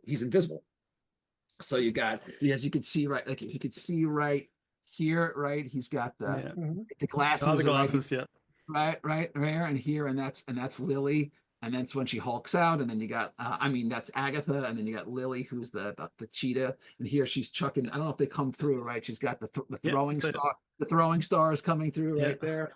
Really, it's action packed, and this whole big, you can see here this giant explosion in the background, which is very specific to the plot of the book. I gotta tell you, I was really happy with that. I'm hoping I get to do another one at some point. We'll see how it goes. But if you like spies, classic monsters, and some body horror, that's for you, man. Awesome. That sounds really good. Yeah, I'm very, I was very happy with it. You never know how anything's gonna come out. And Exactly. sometimes you're like, yeah, all right, it's okay. But this one, I felt real good about this one. So I'm really, like I said, I've been kind of really leaning into my darker instincts and more horror. And like I said, I've got I'm working on a college campus set murder mystery right now that has a supernatural component to it, which that's my next novel that I'm gonna finish it this year, and then we'll see what happens after that. Amazing. Well, I think before we get too crazy, we should dive into our Patreon. But just want to let our non-Patreon members know where they can follow you, all your socials, your website, anything you want to plug. Sure. You can find me at just my name, russcolchamiro.com, COLCHAMIRO. You can find me on Facebook. You can find me on Instagram. My books are available on Amazon. I'm also on Blue Sky at author dude Russ. That's how you find me. That's my handle. I'm not on X anymore for reasons that should be fairly obvious. So that's where you can find me. And if you happen to be in the US, I'm on book tour throughout the years. In fact, I'm doing a horror convention next month. I'm doing StokerCon in June, which that'll be my first one ever. So I'm looking forward to that one. If you want to check out my podcast, Russ's Rock and Roller Coaster, you can find me on YouTube. All the episodes are free. Just put in my name and you'll find them. And I've got like sci-fi, mystery, and a bunch of if you're horror fans like you guys are, whether it's Jonathan Mayberry or Paul Tremblay, Grady Hendrix, Clay Chapman, I've Joe R. Lansdale and others. So a lot of good stuff on there. So that's YouTube, Russ's Rock and Roller Coaster, and all the episodes are free. Cool. All right, guys, thetrueandthefictional@gmail.com if you want to reach out. But right now, we're going to dive into the Patreon. So these are just going to be quick fire. You can elaborate. You can, a lot of. I think the further we get into them, the more elaboration you'll naturally just do. So, straight off the bat, what genre do you like to read? Like, what's your favorite genre? To read, I like to read mystery. I read science fiction, and horror are probably the three that I read most often. And then sometimes I get a little overloaded with all the intensity and I want some comedy. Yep. But generally speak, and I do read, you can't see them because they're right behind me. Yeah. All these shelves are they're littered with comic books. Just to sort of divert off one of those questions, because I forgot to ask it on the main show. But what's your top 5 favorite horror movies? Horror movies. Mhm. Okay. So we talked about this a little bit before. I would say Nightmare on Elm Street, Mhm. An American Werewolf in London, Yeah, great film. Great film. Jaws, Yep. Invasion of the Body Snatchers, Yep. the original and the 1970s remake, both. Did I say, what did I say? I said, I did say Nightmare on Elm Street, No, right? yeah, started with Nightmare that, on Elm yeah. Street. Yep. Oh, and The Omen. Omen. The Omen, the original Omen is The original one of Omen. my favorite. One of my favorites. Yeah, that'd probably be my top I love five. that. Just 100%. You're definitely a true horror fan, not a fake horror fan like my wife who only watches like the slashes but can't handle like possessions and stuff like that. So Well, excellent. I don't know. I wouldn't call myself like a 10 out of 10 horror fan. I'm probably somewhere in the middle. Like I know people who like they love all horror and super intense stuff. There's like a carve out within horror that I really love. So it's sort of within the carve out, I'm a big fan. Mm. Well, I love. I'm a member of a few horror groups on Facebook, and I love when they post, "You won't be able to finish this movie." I'm like, okay, I watch it. They just don't scare me anymore. I haven't Well, had a here's the movie that thing. jump I scared me. am the biggest scaredy cat on earth. I scare. So I literally, when I saw what was it, Pet Cemetery, I Yep. literally had to like switch back and forth between channels because I couldn't handle it, right? Like when a kid comes out from under the bed and slashes or Achilles heel, I'm like, oh my God. I'm like, oh God, I can't watch. It's just too much for me. So Yeah. it is like I know it's fake, but when I watch anything, Mhm. I sit down and I let myself be absorbed into the world that Yeah. I'm seeing. 100%. And I just don't seem to have that ability to say, all right, I know it's fake. It doesn't matter. Kind of like holding it off at a distance where it can't like get inside. Like I started watching recently, The Fall of the House of Usher right before bed, which was like not a good idea. Oh my God, that was like so disturbing. I'm like, oh my God, I'm Yeah. gonna be in therapy for like a year just off that one episode. The Netflix have been doing really good horror series. Like I recently, and I don't know why I missed it, but when I was in hospital, I recently watched the Hill House one. I think I can't remember what it's called, Oh but the hell. Return to Hill House or something. Okay. Yeah. And the Blight Manor one as well by by the guy that did Midnight Mass. I can never remember his name, but they were good. They were really, really good. They got me to the point where it's like I didn't go to bed because I wanted to watch the next episode. And I Netflix, and then obviously the Fall of House of Usher was done on by Netflix too. And they're doing some really good stuff with horror lately. I'm Yeah, they very are. impressed, Netflix. Yeah, for sure. Okay, question number 2. What is the first book you remember reading back in your childhood? I don't remember the first one that I read, but the book that had the biggest impression on me from my youth was Fahrenheit 451. Yeah. It's still to this day, it's my top 5 most influential books. The imagery was so profound. That was the first time I read a book where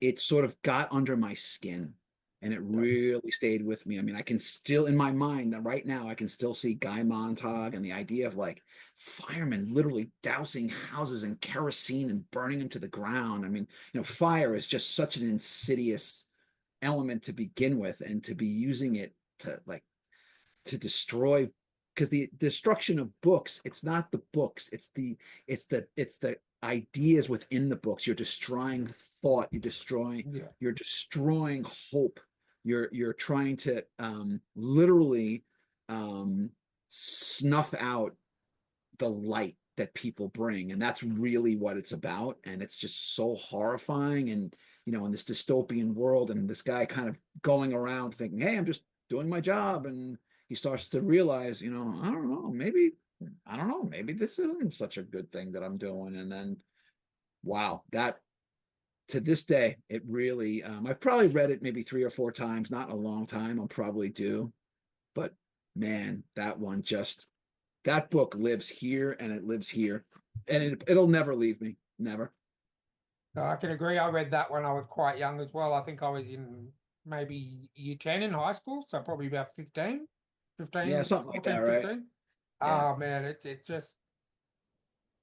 just intense. And then I found out there was a movie, I think back in Right. the 60s or the 70s. Yeah, it was And British. then yeah, and I watched that. And then recently I did a remake of that movie with I Michael heard B. it wasn't Jordan that in it. I heard it wasn't that good. I didn't I haven't watched it. It's on my list to watch, Yeah, but I I haven't wanted actually to. watched it.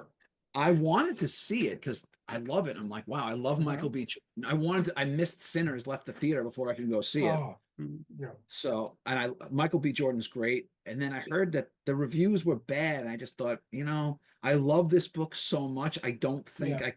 I don't want to see a version of this that's not, if it's not going to be great, I don't think I want to sit through it. So I chose to opt out. Maybe Yeah. someday I'll check it out. I don't know.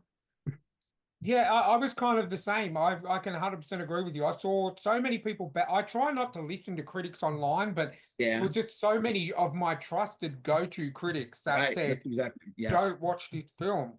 But I'm the same. I love Michael B. Jordan. He's fantastic in Creed. He's fantastic in Black Panther. Obviously, Yep. Sinners hasn't come out here yet, so I'm waiting for that to come out. That looks amazing. That's by the guy who did Black Panther, Ryan Coogler. Yep. Yep. I can't wait to see that. But yeah, hopefully, I think I will check it out one day. But I'm the same. I don't want it to ruin my memories of reading Fahrenheit 451. So Cool. All right. What's the last book you read? What's the last book? What did I just finish? Um, well, I'm currently reading. I'm actually reading Star Trek, Starship Troopers by Heinlein. I oh finally no. decided to get around to it, but the last book I read book 4 of The Expanse. Okay, Oh, yep, yep. cool. Yes. So it's, to me, The Expanse is one of the truly great sci-fi series of all time. It's one of the best series in my mind ever. But when I watched it, I hadn't read the books. But for those of you who don't know, there are 9 novels in the series. Yep. Mhm. But the TV show only covers the first 6 because there's a Mhm. 30-year time jump, and I wanted to see how it ended. So then I read Yeah. books 7, 8, and 9, and I thought, you know what, these books are great. Let me go back. So I read books 1, 2, 3, and 4, and now I'm just Yeah. about to dive into book 5 and 6 because I want to catch up on the whole thing. So yeah, so it was. I can't remember what it was. I can't remember the name of it. Hold on, it's right on my shelf here. Uh, oh, that's right, Cibola Burn. Cibola Burn, which is book 4 in the Expanse series, which is Yeah. Question number 4, I believe. Yeah, we're up to Yeah. 4. What's the okay. book that's on your to-do reading, your to-be read list? Well, I got about 100 of them back here. So after I finish reading Starship Troopers, I'm going to read 5 and 6 of The Expanse. But I've also got high up on my list. I've got this is the Ojanox. This is a Scream in the Dark. A buddy of mine wrote this, Damon Manx, and I've heard really great things about it. So this is a horror book. I'm gonna check that out. I'm gonna read Patient Zero, which is the first book in Jonathan Mayberry's Joe Ledger series. And if you don't know about it, this series just got picked up by the guys who do the John Wick movies. Oh, Oh, nice. wow. They're turning this into a TV series. That's So awesome. this is book 1. So that's on my list. And then I got a whole bunch of I got a bunch of crime books. So honestly, I've got about literally 100 books in this house that I haven't read yet. So I've got nothing but choices. It doesn't stop me from buying new books, of course, because I'm a Of maniac. course. I can't help myself. So Right. So tell me, are you familiar with an old show called Gumby? I am. The little green man? Yeah. Um, so this is inspired by Gumby. If you could jump into any book like Gumby and just visit, you don't have to live there forever, but hang out for a bit, what book would you jump into? Book when I jump in living? Brr, wow, that's interesting. Book. I don't know. I read a lot of I read a lot of books where I don't think I would want to Yeah. visit Yeah. there, to be perfectly honest with you. Yeah. I'm literally scanning my shelves and everything's like murder and bloody I and mean, you can opt uh, out if you want. let me no. I'm thinking about this one Yeah. for a minute. Hold on, hold on. Let me do a quick scan. Let me see what's on the other side of the poster here. What do I got here? What did I do? What's fun? This is awesome. I think if I could, you know what? Even though I don't read them, I'm a big Star Trek. I'm a Trekkie, big Yeah. Star Trek fan. And even though I don't read the books, I think I would want to jump into if I could visit the Enterprise for a while, I think that Hmm. would be pretty awesome. So who's your favorite captain? Hmm. So I don't know if you guys, I don't know if you watch any of this stuff. So I love Strange New Worlds. I absolutely love. How good is Strange New Worlds? I love it. So I met Anson Mount actually Oh, amazing. at a convention years ago. It was when he first was on Discovery. Mhm. I just hadn't watched it yet. I love Anson Mount as Pike. I love Kirk. I love Picard. You know who was great? I was not a huge fan of Discovery as a series, but but um come on, who's the why am I having a I'm having a moment here. Hold on. What was his name? Star Trek Discovery. It was what's his face? Saru. He All I right, yeah, yeah, actually yeah, yeah. I thought he was actually the best captain on that show. He was great. Yeah. Because I grew up being forced to watch Star Trek. Like I never liked it growing up because I was forced to watch it. But I think when Discovery came out and then Strange Strange New Worlds. Strange New Worlds, yeah, I just began loving it. I just Yeah. Strange New Worlds was just so good. It's Um fun. It's really it's great. It's like this. It's got kind of like more of like the classic kind of setup, but it has the modern sensibilities to it. It's action packed. It looks great, and the cast is really good, and they seem to have a very good handle on what the show yeah. is. And then they do a musical episode. I'm going like, I'm for this. Yeah, I'm just like I'm yeah, a sucker for a musical, you know? yeah, yeah, Um, yeah. that was awesome. Oh, All and sorry, right. go back for a second. You were asking me about horror. I've read the first four Dexter books. Yeah, they're great. So They're I actually fantastic. think personally, and it's funny because Dexter in the books is so completely different than Mm, Yeah. Dexter in the show. I happen to like the show much better than the books so Okay. far. I think it's for me it's a far superior experience when it's best. But it's really, really interesting to see this distinction between the two versions of Dexter because they're yeah, very, very different. It's funny yeah, in a Dexter book, maybe he kills like one person in the whole book. yeah, He kills like three people in like one episode, in like every episode Yeah. of the yeah, show. It's like totally yeah, different. yeah. Anyway, sorry. I, Sorry. I I feel that way about Resident Alien. Have you ever watched Resident Alien? Huh. It's funny you should ask. So I saw season one Yeah, and it was amusing and I liked it. yeah, Season two kind of for me like went veered like way off the rails yeah, and I lost interest, but I'm trying to convince myself to go back. yeah. Yeah, because I've read the comics and it's completely different. Like it's, Mm. and I heard that when Alan Tudyk auditioned for the show, they basically rewrote the show to fit Alan Tudyk because he was so good. Um, because I like the premise, I like the idea. I Yeah. felt season three was a bit up and down, but season Right. four is coming, and I'm pretty excited Cool. because I'm just Yeah, a considering we heard it was getting cancelled after season three, which was season three, they left it on a massive, massive cliffhanger, Oh, did and they? I'm really, really glad they did because Yeah, now we get to delve into that in season 4 a little bit. Yeah. Okay. Cool. Okay, next question is, if you could spend the day with any fictional character, alive or dead, or it's fictional, Alive or so dead. who would it be and what would you do? Just like I said before, Doctor Who. Doctor Who. Mhm. Yep.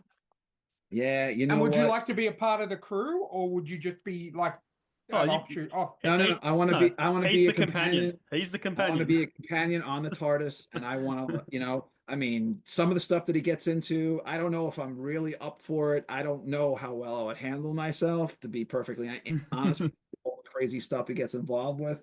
But you know what? To be able to see the things that he sees and experiences it, you know what? To me, there's really no limit to what is possible. And to have an opportunity to do that, that's where I'd go. Cool. awesome. Cool. Well, I'm going to set the scene for you with the next question. Picture yourself in a nice cozy room. You're sitting on a rug, nice warm fire, and someone comes in with your favorite book and sits down to read it to you. Who is that person? Anyone? Anyone living or dead? Who do you want to read Read your a favorite book? Oh, wow. That's an interesting question. So who would I want to physically sit with me and narrate a book to me? Huh. Wow, that is interesting. You know what? When I was a kid, I mean a little guy, my mom used to she did these little like what would you consider like an audio book. She would Yeah. do, I don't know, I don't remember if she read something that someone else wrote or she wrote this. I remember it was a little story about like a kid who finds a box with sunlight in it, and it stuck with me. Honestly, I would have my mom read me a book. Oh, I would. cool. Yeah. All right. Next question is, what is a must-read indie book, independent book? Must read indie book. Oh, all right, horror fans. Read Dirty Spirits by Sawney Hatton. It's about a 20 something woman who is in recovery. Her ex boyfriend, fiance, who was an addict, died, and she winds up going to the funeral and with her new boyfriend. But the family is old money. They're incredibly wealthy. And they have decided that they want her spirit to be linked with the spirit of their dead son forever. Mhm. It's very good. I Yeah. read it. I had read an advanced copy on it. I was one of the beta readers on the book, and I can tell you it's very good. Dirty Spirits by Sawney Hatton. I just added it to my Kindle Unlimited reading list. Because this show So is actually all I about selling books to Ryan. pretty That's why we much, do yeah. it. Okay, I'm good with that. Well, I've got 3 books today. One I paid for, and 2 that were on Kindle Unlimited. So I'm quite happy with that. There you go. Yeah, that's how we get so many authors on the podcast, you know? Exactly. It's They just know that like they could probably sell me a book. guaranteed sale. Cool. All right. This one's going to be a bit of a tricky one. But it's because of me and Ryan both being comic book nerds and crossover nerds, but we're going to take it to the book world. If you could combine the works of 2 different authors, which ones would you choose? Interesting. 2 different authors, and I combined their works. Are we limiting ourselves to prose, or do comic books count too? You know what? Do it. Comic books can work. It's still a book, you know? Who would I like to see pair up? Oh, I'm looking up here because Yeah. I got all these You're right. books up here. Who what two authors would I want to see get together and do a team up? How about, okay. Are you familiar with Harlan Coben? Do you know who he is? I know the name. So I know the Harlan name. Coben has written a whole bunch of mystery novels and thrillers. He's had a bunch of Yeah. them turned into TV shows now on Netflix lately. If you combined him with James S.A. Corey, the guys who wrote The Expanse, Mhm. have their sci-fi horror space opera machinations with his twisty popcorn plots. I think you got something special. I like the sound of that. I really do. I think that will be very, very good. Okay, the final question for our Patreon side of things. What are, and I'm going back to this because I haven't read this question properly yet. What are your top 3 desert island books? So if you were stranded on a desert island, what 3 books would you like to have with you? So 3 books that I would basically have to have them forever. Mhm. I would say Watchmen, Yep, good. the graphic novel by Alan Moore. Yep. I would say, because this is something that I would read over and over and over and over and over. I would say, God, what is the best books I've ever read that I would want to keep reading? Hold on, I have my highlight books over here on the shelf. Hang on, what do I got? What would I? I know. Okay, I got my second one. I'll tell you in a second. Let me just see what else is on. Okay. Watchmen. Yep. Ready Player One. Yes. Player One, and it's a book you probably never heard of. Most people haven't. Where is it? On the shelf some. Here it is. Okay, I think it's oops, as a fluke about 20 years ago. It's called Body of a Girl by Leah Stewart.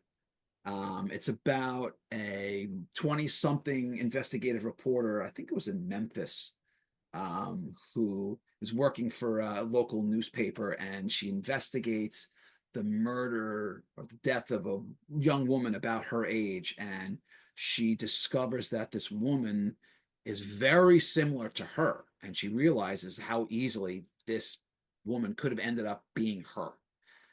And I've read this book several times, and I don't know anyone who I've never met anyone who's read it else, but I got to tell you, I keep coming back to it. It's been a couple of years since I read it, but if I would say I could very easily see that being one of my 3. I mean, if I had more time to think about it, maybe I'd pick up different names, but Yeah. I think if those were going to be my 3, if it was going to be Watchmen, Ready Player One, and Body of a Girl, I think I'd be okay with it. What did you think of in relation to Ready Player One, that another one of my all-time favorite books. What did you think? Have you seen the movie adaptation with Miles Teller? What did you think of that? You know what? Understanding that it's its own thing, and it's not 100% note for note recreation. I think the movie is entertaining unto itself. Do I like it? Do I like it as much as the book? No, I don't. But it was better. I thought it was going to be terrible, and I found it to be not bad, actually. Not perfect, but I think it worked more than it didn't. And the second question to Ready Player One: have you read Ready Player Two? I haven't, and I'm reluctant. It's on my. I bought it the day it came out in 2020, and I still haven't read it yet. So I'm the same. I love Ready Player One so much, and I don't want it to be spoil ruined. It. Yeah, because I mean, I'm an '80s kid. I grew up in the '70s and the '80s. I'm a Spielberg kid. Yeah. Yep. So when I read Ready Player One, I'm like, this kid is me. Like, this was my world. Every movie, every video game, like this is what I grew up, right? I was at that age. I was, 11, 12, 13 when like Atari was out and ColecoVision and, and the Spielberg and, Star Wars and Jaws and, Raiders. And like, that's totally, I am such a Spielberg kid and I'm such I'm such a product of the 70s and 80s that book is just totally my jam. I loved it. And the movie was okay. The movie was okay. I have a thing about Miles Teller. I absolutely hate him with a passion. I don't know why. Every movie I've watched him in, I'm just like, ugh. But Ready Player One, I actually thought he did a really good job. And I'm honest about that. Like, there's certain actors that I will just not watch movies because of them. And he just keeps popping up in movies that I really want to watch. So I have to watch him. He was in a TV series called The Offer about the making of the Godfather. That was good. That was good. That was very good. I did enjoy that when that came. I think that's on Paramount Plus. So and the movie he was in when he was the drummer with J.K. Simmons. Yeah. Oh yeah. Whiplash. Oh God. Yeah, Whiplash. Yeah.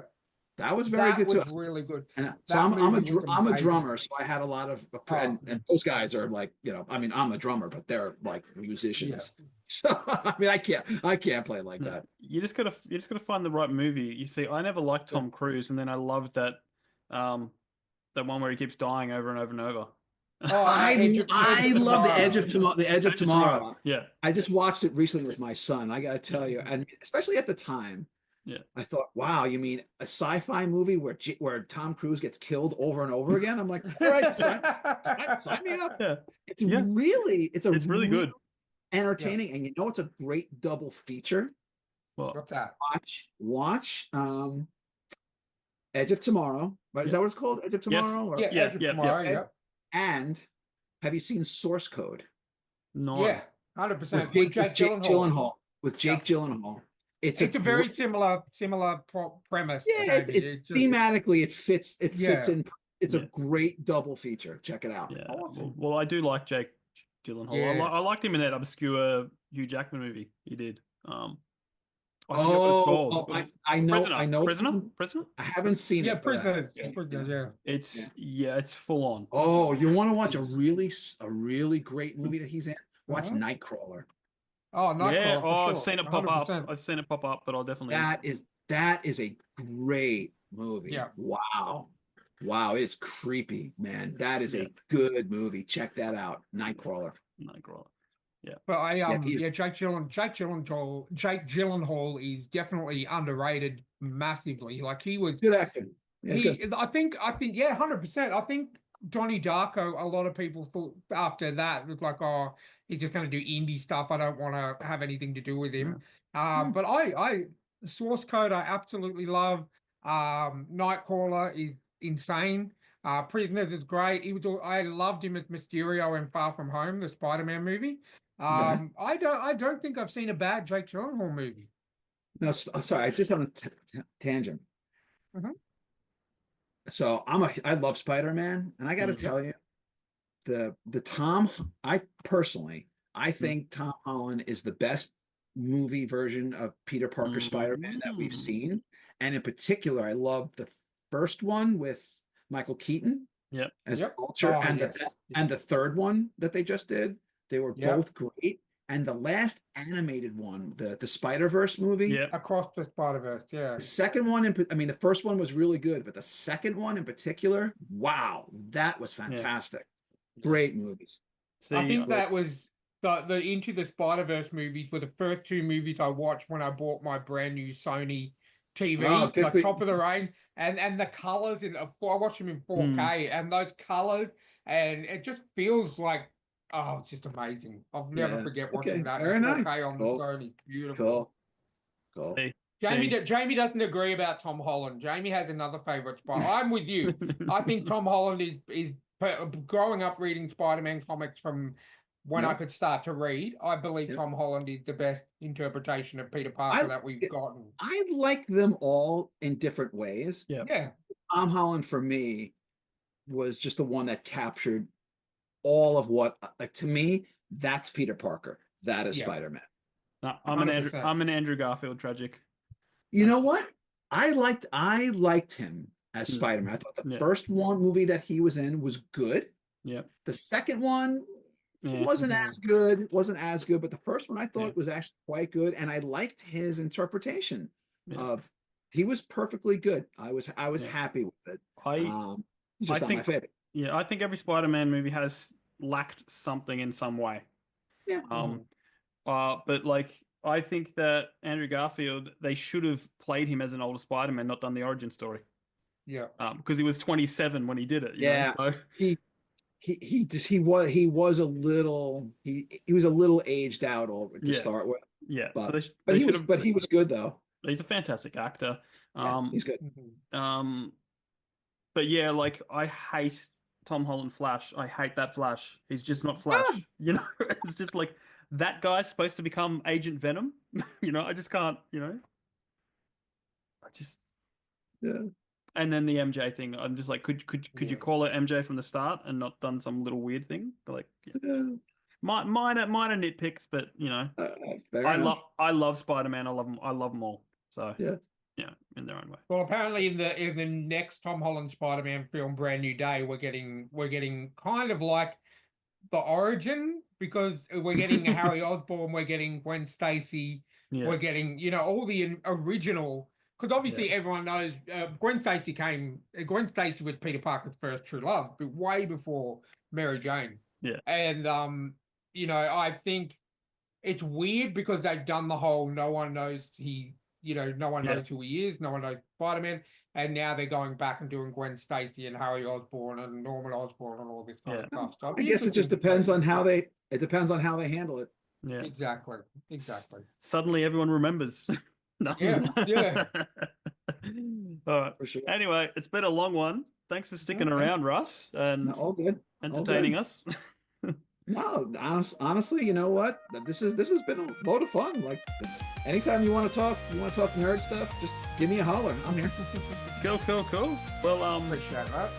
thanks for listening, guys. thetrueandthefictional@gmail.com if you want to reach out. All Russ's links will be down in the show notes too, and we'll catch you next time. See you next time. All right, thanks everyone.